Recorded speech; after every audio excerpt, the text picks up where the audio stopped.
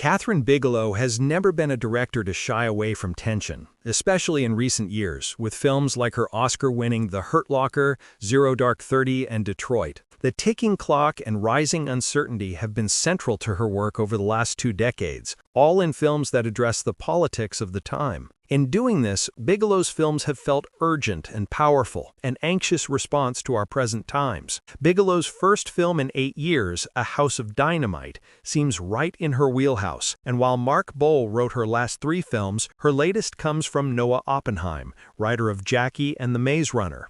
A House of Dynamite centers around the type of tension Bigelow has become known for, as we watch a missile heading towards America without knowing who sent it. But while A House of Dynamite begins as an edge-of-your-seat thriller, as the film progresses and we start to see the design and structure of what this film is, Bigelow's latest loses its pressure and feels more like an unusually plotted experiment than a captivating drama that never hits the heights of Bigelow's finest works. What is A House of Dynamite about? As A House of Dynamite begins, we follow Captain Olivia Walker, who works out of the White House monitoring threats. A military base in Alaska has noted what seems to be a missile on the way to the United States, and Walker and her team have to figure out how to handle this oncoming threat from an unknown sender. For the first third of A House of Dynamite, we stay in the room with Captain Walker as she talks with other teams and coworkers trying to figure out how to proceed with a missile that could kill millions of Americans. It's a truly nail-biting scenario that Bigelow and Oppenheim present, and it's even more unnerving once we see just how easily something like this could happen and how powerless we would be with so little time to respond. But then, A House of Dynamite takes a turn. We then follow the event through the eyes of Deputy National Security Advisor Jake Baerington, who is new to his position and seems to be the only one willing to bring some clarity to the president on how to proceed. A House of Dynamite will later shift yet again, this time following the President of the United States, played by Idris Elba. Each time one of these shifts happens, we see different angles of what such an attack would be like, as we piece together what other characters have been doing during this time. Certain characters make their way through all 3 segments, such as General Anthony Brody, who wants the president to retaliate before the country becomes a sitting duck, as well as Secretary of Defense Reed Baker, who only appears in video calls at first, but then becomes a major player in the final act. A House of Dynamite's structure is impressive, but flawed. As a narrative construct, A House of Dynamite is a fascinating way to examine this situation through several different perspectives.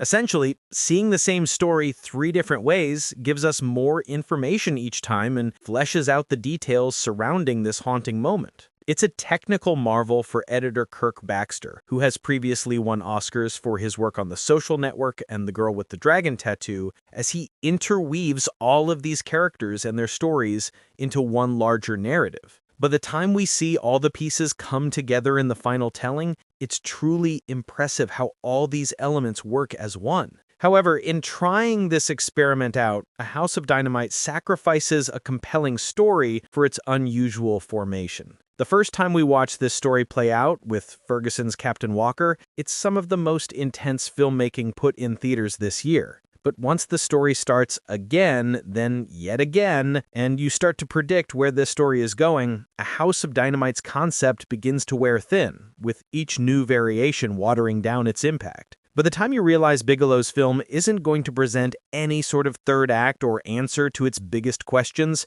A House of Dynamite starts to drag more than this story seemed it would in that first version of the story. While it is remarkable how A House of Dynamite folds its stories into itself as we learn more details about what's going on, it also loses steam significantly in each new version. Things that seemed intense and heart-pounding at first become rote and at times even laughable. One discussion in which characters say the line, "This is insanity," followed by, "No sir, this is reality," is questionable the first time and simply ridiculous on the second. Adding to the frustration is the score by Volker Bertelmann, composer for Conclave and All Quiet on the Western Front. Like these scores, Bertelmann reuses a few notes as a music motif to heighten the tension, but here it only comes off as absurd the further the film goes.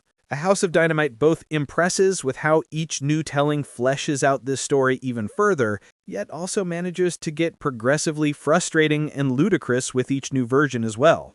Idris Elba and Rebecca Ferguson are both solid in A House of Dynamite. The cast is also quite good in A House of Dynamite, as they're asked to react to the most horrific moment they'll have in their lifetime. Ferguson is particularly strong here, reacting to this moment both as a concerned mother and wife who wants to keep her family safe, but also as someone in a position of power who needs to stay in control. Elba is also brilliant as the president who finds himself dealing with a situation he never thought would happen. Through both of these performances, we see the humanity of what this attack means for them as a person, but also how this will impact the world at large. Despite how well this film handles multiple characters in so many different storylines, it also means that we don't get nearly enough of some of this cast. Especially considering the way that the film is structured, we don't get much of a resolution to any of these stories, which ends up frustrating. But that frustration is part of the point, as we're put in the shoes of those trying to stop this missile from hitting. It's without a doubt a clever format in theory, but in execution, it makes for a film that doesn't feel finished.